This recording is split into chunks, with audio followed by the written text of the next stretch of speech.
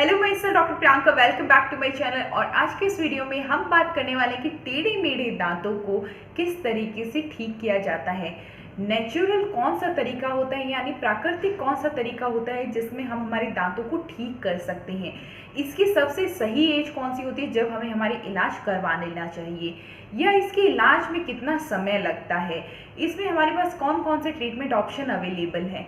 तो आज के इस वीडियो में हम आपको ये डिटेल भी बताने वाले हैं, साथ ही हम आपको बताने वाले हैं कि अगर आप बड़ी एज में या फिर अगर आप 25 साल से ऊपर की एज में ये ट्रीटमेंट कराना चाहते हो तो उसमें आपका ये जो रिजल्ट है वो किस तरीके का आता है, या इसमें कितना टाइम लगता है, या लेट इलाज कराने में आपको क्या नुकसान हो सकता है। तो चलिए आज का वीडियो स्टार्ट करते हैं। वीडियो स्टार्ट करने से पहले चैनल को सब्सक्राइब कर दीजिए और बेल आइकन बटन ऑन करना ना भूलें।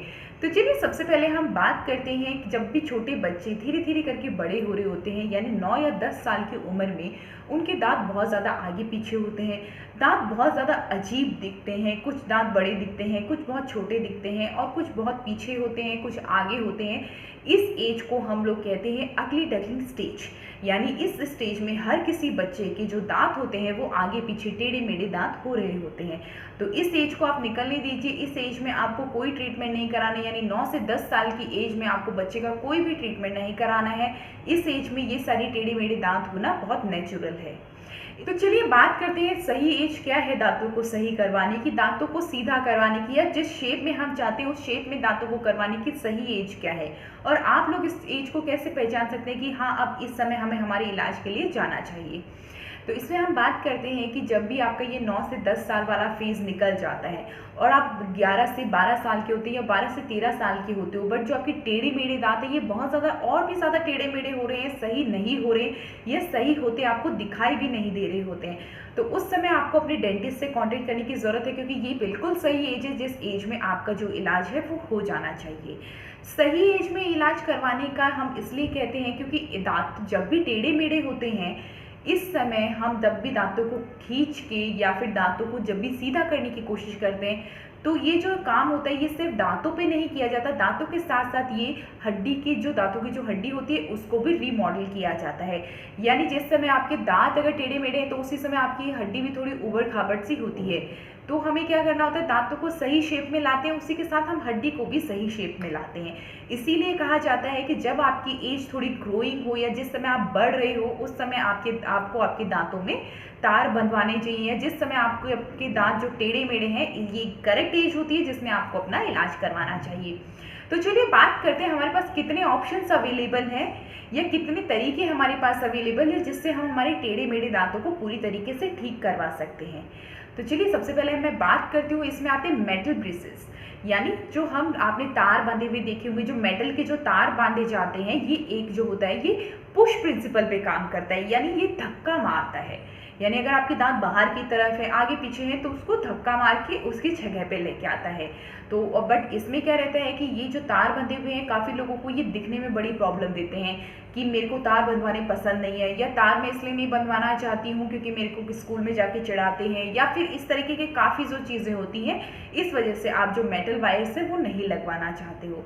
नेक्स्ट जो वेरिएंट आता है वो होता है सिरेमिक ब्रेसेस। सिरेमिक ब्रेसेस में क्या होता है, अगर आप सर्टेन डिस्टेंस से देखेंगे तो उस समय आपको वो वायर्स अगर आपके दांतों में लगे हैं तो वो नहीं दिखाई देते हैं। अगर बहुत नज़दीक से आप देखेंगे तो ही आपको पता चलेगा कि इसमें आपके वायर्स लगे हुए हैं। वो कुछ इस प्रकार के दिखते हैं जैसा कि आप इस फोटो में देख रहे हो, और ये भी जो है वो पुश प्रिंसिपल पे काम करता है।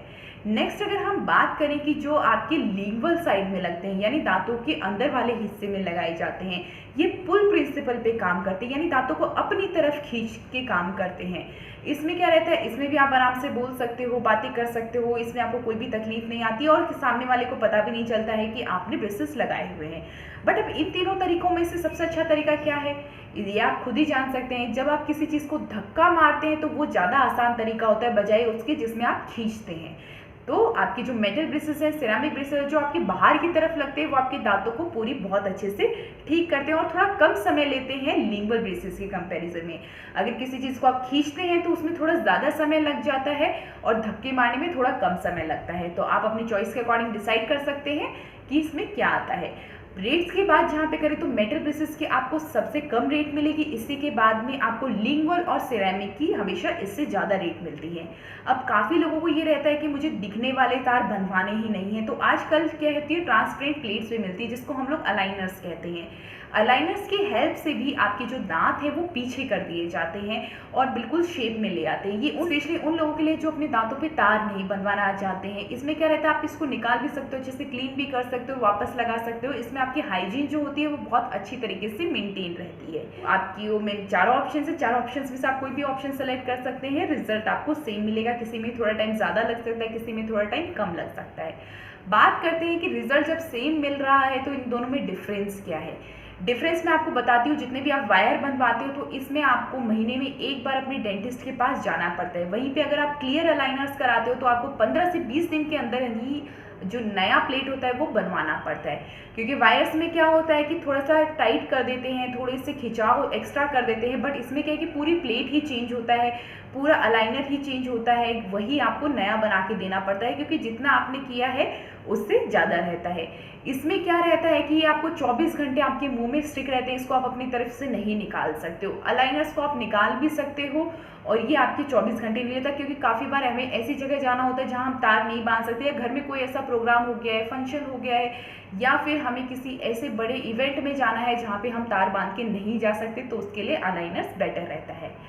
बात करते हैं इन सारी ट्रीटमेंट्स में टाइम कितना लगता है, कितना टाइम आपका जाता है, कितना समय जाता है, क्योंकि आजकल लोगों के पास समय कम है, लोग बहुत जल्दी अपना इलाज चाहते हैं। बट ये जो ट्रीटमेंट है ये बेसिकली अगर आप बचपन में कराते हो, यानी 12 से 13 साल की उम्र में अगर आप ये ट्रीटमेंट कराते हो तो आपको इसका रिजल्ट बहुत ज़्यादा अच्छा देखने को मिलता है। वहीं अगर आप 25 से 30 साल में कराते हो या 38 से 40 साल में कराते हो तो इस जो ट्रीटमेंट का जो टाइम होता है वो बहुत ज़्यादा बढ़ जाता है और रिजल्ट भी उतना अच्छा नहीं मिल पाता है, क्योंकि जो आपकी हड्डी है वो पूरी तरह ग्रो कर चुकी है। अब ग्रोइंग एज में नहीं हो, बच्चे क्या होते हैं धीरे धीरे ग्रोइंग एज में होते हैं, तो हम उनको जिस तरीके से उनके दांतों को मोड़ना चाहें, शेप में लाना चाहे वो इजीली कर सकते हैं। वहीं पे बड़ों के साथ में ये थोड़ी प्रॉब्लम्स आ जाती हैं।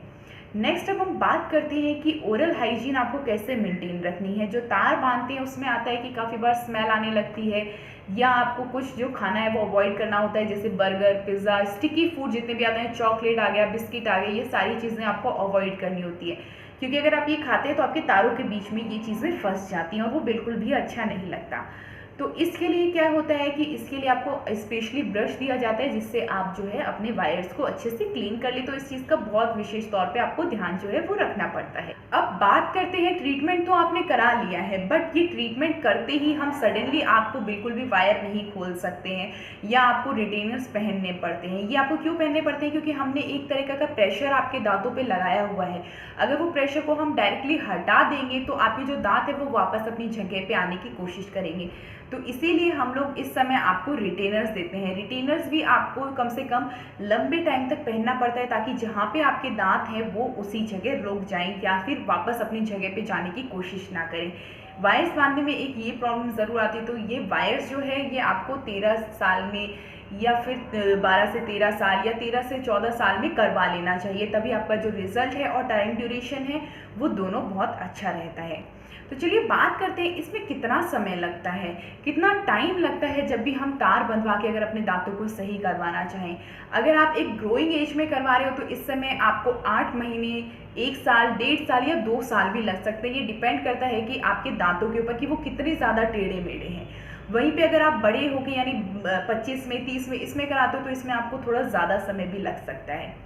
तो होपफुली आज के इस वीडियो में आपको क्लियर हुआ हो कि नेचुरल तरीके से जब भी हम अपने दांतों पे तार बनवाते हैं तो वो आपके दांतों पे क्या काम करते हैं, कितना समय लगता है और आपके लिए सबसे जो सस्ता ट्रीटमेंट है वो कौन सा है, इसमें सही एज क्या है। तो चलिए आपको ये सारे सवालों के जवाब मैंने आज के इस वीडियो में दे दिए हैं। अगर अभी भी आपका कोई भी सवाल बाकी है या आपको कुछ पूछना है तो नीचे कमेंट बॉक्स में लिख के पूछ सकते हैं। अगर आपको भी आपके टेढ़े मेढ़े दांतों का इलाज हमसे कराना है तो नीचे दिए गए नंबर पर कॉन्टैक्ट करके अपना अपॉइंटमेंट बुक कर सकते हैं। और अगर आपको हमारा ये वीडियो पसंद आया तो इस वीडियो को जितना हो सके उतना शेयर करें, लाइक करें और हमारे चैनल को सब्सक्राइब करना ना भूलें। Thank you.